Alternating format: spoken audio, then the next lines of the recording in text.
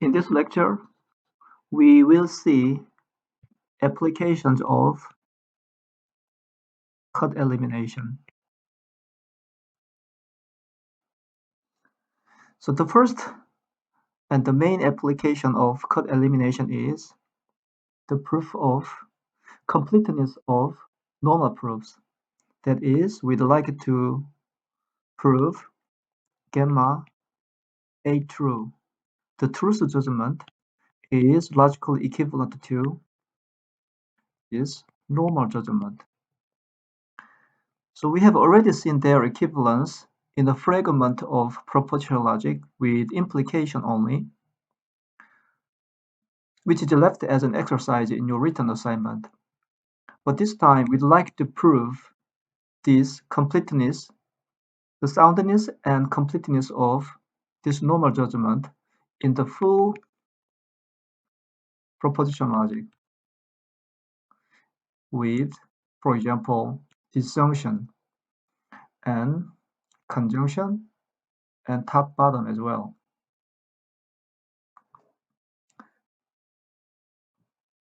So the plan is this. First, we start with this system of truth judgment. This is what we started from. And we introduced the system of neutral judgment and normal judgment. So we have this judgment, a turnstile, a down arrow, and the assumption here is everything in this gamma is interpreted as down arrow, neutral judgment. And we have this normal judgment. So we have this neutral judgment and normal judgment. And neutral judgment was introduced as an auxiliary judgment to define normal judgment. And remember that in this system, so in this system, we have this coercion rule, which allows you to convert a down arrow into a up arrow. This is called the coercion rule. So eventually, we'd like it to show the equivalence between these two systems. That's the main goal, the soundness and completeness of this normal judgment with respect to this truth judgment. So this is our goal. And first, let's extend this system with another conversion rule, which allows you to convert this up arrow into down arrow. So this is a conversion rule, up arrow, down arrow. So notice that this rule is precisely the opposite of this coercion rule. This coercion rule converts down arrow into up arrow. So as is often found in the middle of this hourglass. In contrast, this conversion rule converts up arrow into down arrow. So these two guys are playing precisely the opposite roles. So let's consider this extended system.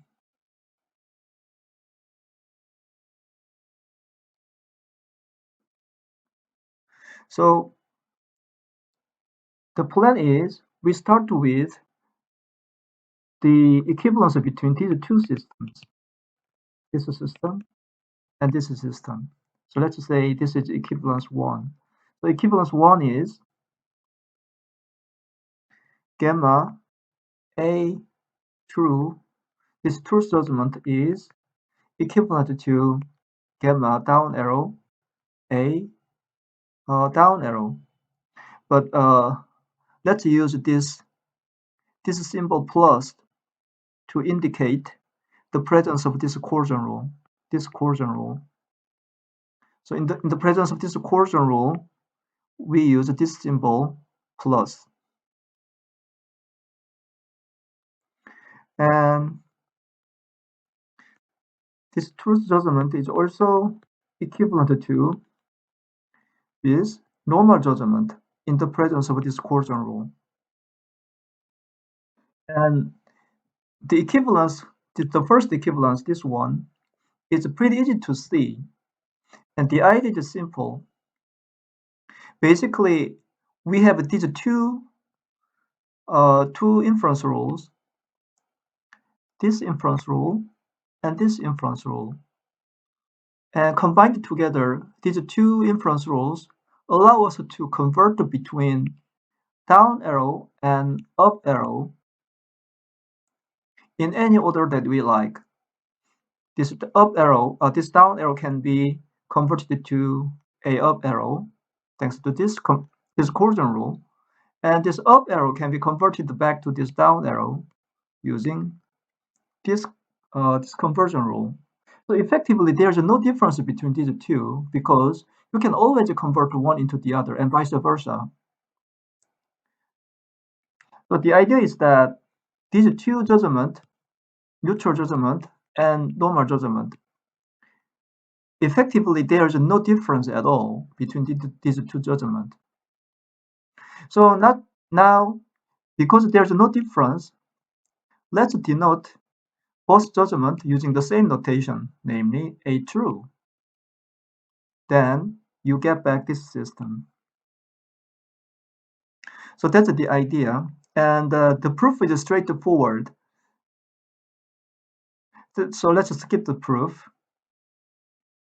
The proof is just by induction on the judgment. So let's not spend the time. So this equivalence, the first equivalence, is easy to see. Next, we recall the previous result. Previously, we defined this sequential calculus, gamma, right arrow A. And we have shown that this sequential calculus is equivalent to this system of normal judgment. So this is the so basically this equivalence is the soundness and completeness of this sequential calculus. So formally, we can write the equivalent to as gamma down arrow A up arrow if and only if gamma right arrow A. So this is basically the result from the definition of the sequential calculus. So that's what we have already established. So now we have the second, let me write it over here. We have the second equivalence. Now it's time to take advantage of this code elimination stuff. So let's consider another system which extends this system, gamma right arrow A. This is the sequential calculus. And let's add a new inference rule. This is the cut rule to this sequential calculus. So we add this rule, gamma right arrow A, gamma A right arrow C. Then you apply this cut rule. You apply this cut rule, and then you deduce gamma right arrow C. This is the cut rule. And in order to distinguish between this original system and this new extended system, let's write this plus symbol here. Now we have an extended system, this one, which adds this new cut rule to the system of sequential calculus.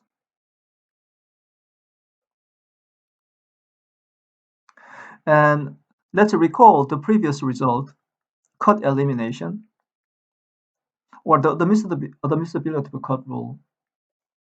So from the result of cut elimination, we can see that this original sequence calculus is essentially equivalent to this extended system with cut rule. So now we have this equivalence. Uh-oh. Let me write it over here, the second one. And the third equivalence is this one. So this is the third equivalence. And we can write it, it's just the result of a cut elimination. So from the cut elimination, we have this equivalence, the third equivalence. Now, the only missing link is the equivalence between this system, the system of normal judgment extended with this new conversion rule, and this system, which is the sequence calculus with extended with this cut rule. Now, if you somehow establish the equivalence between these two systems, so we have this equivalence, then we completed the whole transition from this system of truth judgment all the way to this system of normal judgment, thus concluding the development of the equivalence. So let's try to formulate the equivalence, this system, and this system.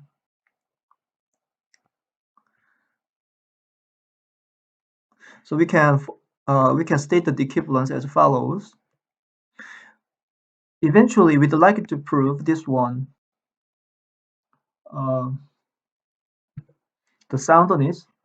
First, the soundness if we have the extended sequence, potentially using this cut rule, and then we have this C up arrow in this extended system with this new conversion rule, and this is soundness, and the completeness is the converse. So if we have this C up arrow, then we should be able to prove gamma right arrow C, potentially using this cut rule. This is the completeness. And the proof is almost identical to the proof of the equivalence between these two. So previously we have seen the soundness and completeness of this system or this one. So we have this result. So the proof of this equivalence 4 is almost identical to the proof of the second equivalence. And the only new addition is this cut rule and this coercion rule. And also the idea is the same.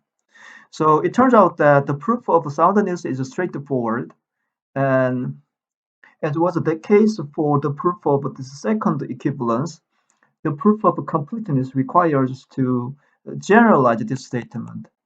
So in other words, a direct attempt to prove this statement fails because this statement is inadequate. You have to somehow generalize. And we have already seen the idea in the proof of the second equivalence. So the idea was you generalize this statement with a new phrase, which is gamma down arrow, this time a down arrow. So the intuitively, in order to apply induction, you have to provide some mechanism dealing with this down arrow somewhere. Otherwise, you won't be able to complete the proof or apply induction. So if this is the case, then on assumption of gamma A right arrow C implies gamma right arrow plus C. So we generalize this statement with additional additional phrase, and then we prove these two statements inductively and simultaneously. And so the proof of these two equivalence, the proof of the second equivalence, the proof of this, the last equivalence, their proofs are almost identical. The idea is also the same, as we have seen this generalization. And the only new addition here is you have to have a new case dealing with the cut rule and this coercion rule. Essentially, this coercion rule, essentially the case of this conversion rule corresponds to this cut rule. And this also implies that we learned that this is basically detour, right? This is an example of detour because probably the last application, the last inference rule applied in the premise was some kind of introduction rule because this is up arrow. And the first inference rule following this conclusion is perhaps an elimination rule because it is a down arrow. So this is precisely a pattern that you will find in every detour. And the equivalence, this one, the last equivalence, implies that eliminating detour is essentially applying cut rule, or eliminating detour is basically taking a detour of introducing a lemma. This is a new lemma, and then use this lemma in the proof of the final goal. So that's what it's an informal interpretation of the cut rule. So if you don't take a detour, well, you go directly straight to the final goal. And here, and in this case, the story is if you don't take cut rule, you don't introduce lemma, you give just a direct proof. So you can see the strong connection between the interpretation of detours and the interpretation of this cut rule. So the proof is the same essentially, except that we have this new case. So let's see the new case. The new case is this one, where the last inference rule, this one, where the last inference rule is this coercion rule. So let's assume that the last inference rule in this derivation tree is this coercion rule. So we have something like gamma down arrow plus a down arrow, and up here we have a up arrow, and up arrow is converted to down arrow. So we have to show a new case, and because this is down arrow, we have to show this one. So assume this one, gamma a right arrow plus c, and then this is assumption and this is new goal, and we needed to show gamma arrow plus c. This is what we need to show. This is an assumption. But we have this induction hypothesis here. By induction hypothesis on this premise, and we go back to this statement. By induction hypothesis, we have this one, which is gamma right arrow plus a. And by combining these two and applying this cut rule, so now we have this cut rule, apply cut rule, we instantly obtain the final result. So this case is pretty easy to see, and we see that this coercion rule, this conversion rule, which basically eliminates this detour, is actually essentially no different from applying this cut rule. So back to this diagram, if you don't have any detour, that means that you don't have this cut rule, or you never apply lemma. If you introduce a new lemma, then you are taking some sort of detour. figuratively. So now we have established all the equivalencies that are necessary for showing the completeness of a normal proof. So this is the first one. And this is the second one. And this is the third one. Finally, we show the connection between this system with this one.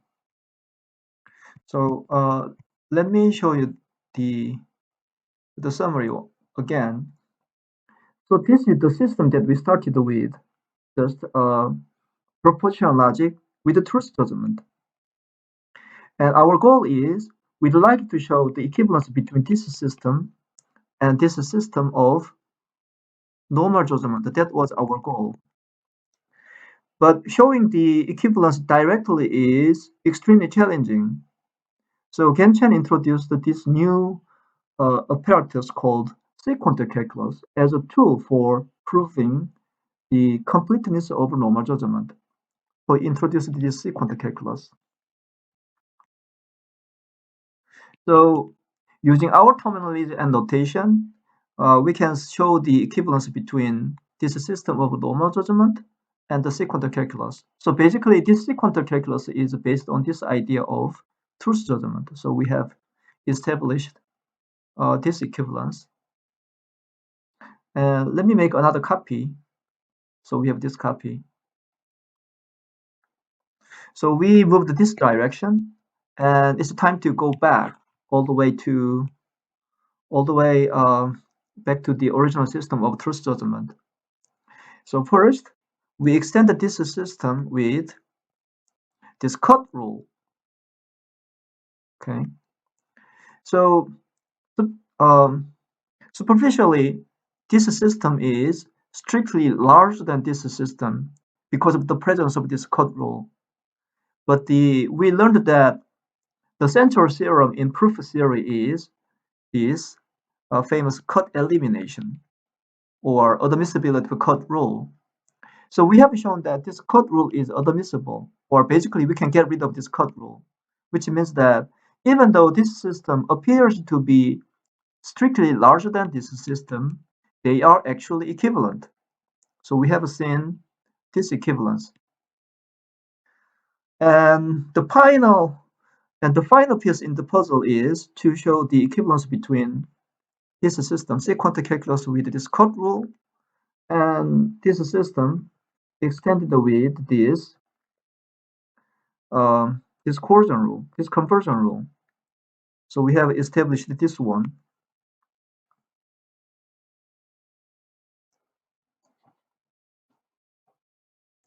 And in the proof, and during the proof of the equivalence between these two systems, we again confirmed that this detour is basically applying lemma.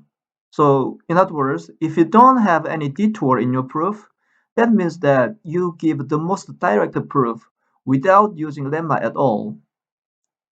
So if you get rid of this one, you get rid of this cut rule. So if you get rid of detour, you get rid of the usage of lemmas. We also learned that these two systems are equivalent. Basically, you in this system you can convert down arrow into up arrow. That's the part of this original system, and you added another rule which allows you to convert up arrow back to down arrow. So essentially, there's no difference between these two judgments at all. You can convert to one to the other and vice versa at any time. So you collapse the distinction between down arrow and up arrow, and let's use the same notation. Let's just say true. Then you get back precisely the original system of truth judgment. So now the story is complete. You can start from this one, and then you can end up with this system of normal judgment, and or the other way around. For example, you can start with this system of so for example, you can start with this original system of normal judgment, and then you can all the way move to this system of normal judgment, or the other way around. You can start from this system of normal judgment and then move all the way back to the truth judgment. So we have this one, A true, if and only if A up arrow. So we have finished the completeness of normal judgment. And notice that there is no special case in this sequential calculus for this disjunction. So the technique in this proof applies for the full fragment of propositional logic with every logical connective, of course, including implication, conjunction, top and bottom.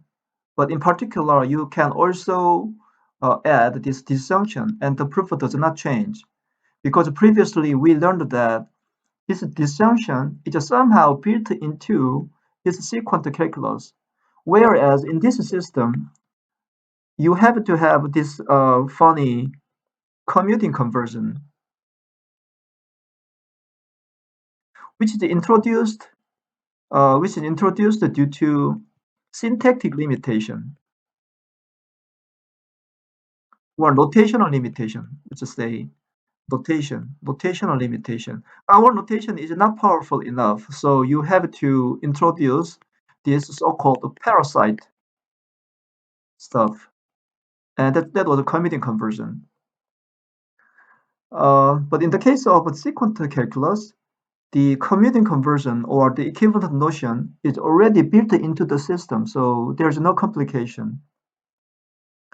And furthermore, the whole setup here in the proof of normalization or completeness of this normal judgment, the whole proof, the technique in this whole proof is equally applicable to the system of first order logic as well.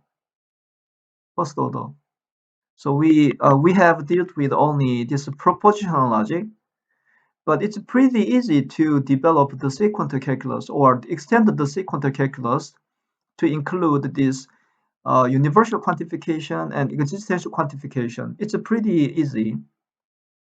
And the machinery that we have developed so far continues to apply. So for example,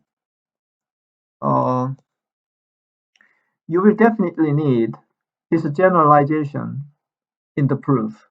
So for example, this generalization, and you can use this idea in the proof involving first order quantifiers. So essentially, we learned everything that you need in order to prove the completeness or the normalization property, even in the presence of not just the disjunction, but even in the presence of first quantifiers like for all or existential. So that concludes the discussion of normalization. And now let's see a few applications.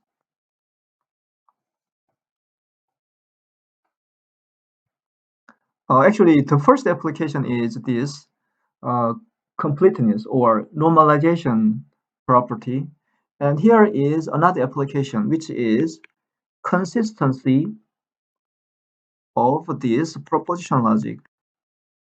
And of course, this result equally applies to first order logic as well. Although in this course, we don't discuss the sequential calculus for first order logic, but it's pretty easy to extend the system.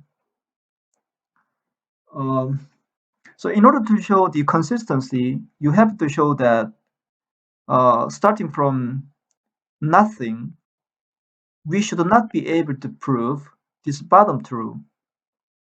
And thanks to this normalization theorem, it suffices to show that bottom up arrow is not provable.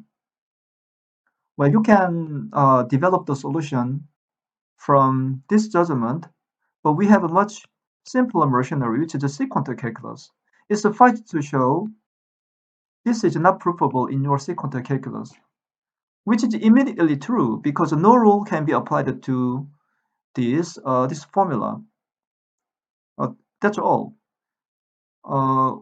There's no rule that can be applied to this sequence. So therefore, this is not provable. So as a result, this is not provable either. So that's the proof of consistency. And now let's shift our focus slightly to contrast between constructive logic and classical logic. So this is not provable. Oh, sorry. If this is provable in our logic, then really you have to show either you have to a proof of either a proof of but A true or B true. So the statement might sound stupid because, well, that's what basically this logical connective disjunction means. The intuition behind this logical connective disjunction is or. So one might expect this is almost this statement is almost tautological, but it's not trivial at all because we have this classical logic where this is simply not true. So let's prove this statement. So thanks to the normalization stuff, in order to prove, if you have a proof of this one, then you have a proof of this sequent. But the only way to prove this sequent is either proving this sequent, or by applying disjunction right rule, right, you have to prove this sequent. So to summarize, if you have a proof of this truth judgment, you must have a proof of this sequent. Then you have to have either a proof of this sequent, or equivalently either a proof of this judgment or this judgment. And by extending the reasoning here to first order logic, you can also show that existential xa of x true, then you have to really have a witness a of t in constructive logic. And finally, we'd like to show that the logic that we have developed so far, constructive logic, is not really equivalent to classical logic, which is coming up from the next lecture. So we had this intuition behind the discrepancy between this constructive logic and classical logic. So everybody knows that this constructive logic is clearly not equal to classical logic, but we didn't have a proof. Now we are ready to give a convincing proof. We can talk about this formula. It's called law of excluded middle. This is called law of excluded middle. It simply says either you have A for every formula A, whatever it is, for every formula A, you have either A or not A. There's no middle state, so middle is excluded. So this is perhaps the most representative formula that you can find from classical logic. So in classical logic, this is tautology. This is an axiom. And in order to show that there's something that sets this constructive logic apart from classical logic, we'd like to show that this is not provable. Then we have this clear evidence that these two guys are not equal. And thanks to the normalization result, if you have a proof of this one, then you must have a proof of this sequent. But the only way to prove this sequent is either by applying disjunction left rule or disjunction right rule. If you apply this disjunction left rule, you have to prove this sequence, which is not provable. It's clear because you don't know what this A is, so you cannot claim that this is provable for every A. So we cannot take this path. And if you take this disjunction right rule, you have to prove this one. And then the only way to move upward, bottom up, is you have to prove negation negation right rule, which gives you A right arrow bottom. And this is not provable. It clearly is not provable for every A. So you cannot complete the proof either. So it turns out that in constructive logic, this is not provable. Whereas in classical logic, this is just an axiom. So for every formula A, you automatically have this truth judgment in classical logic. Whereas in in constructive logic, that's not the case at all.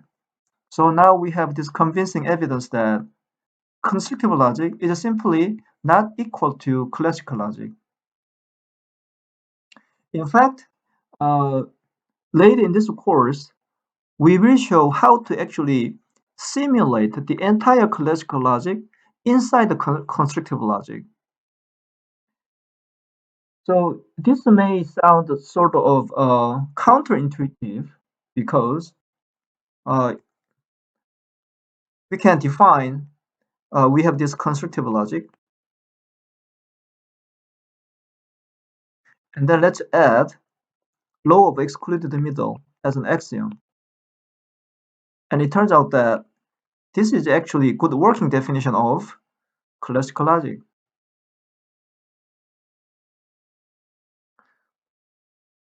Then it seems like this constructive logic is weaker than classical logic because classical logic allows you to prove more than constructive logic because you have this law of excluded middle.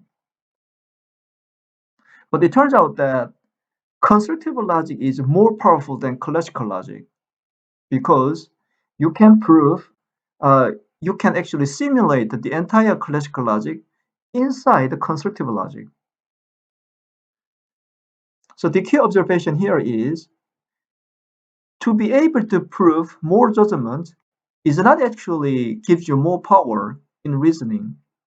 In the extreme case, let's add more and more stuff. Okay, let's add more inference rule.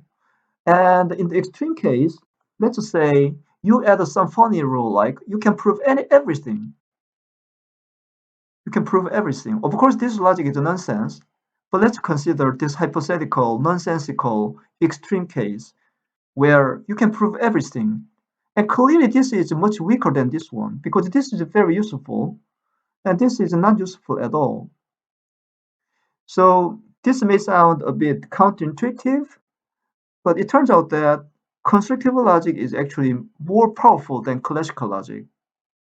So we will see these techniques in later in this course.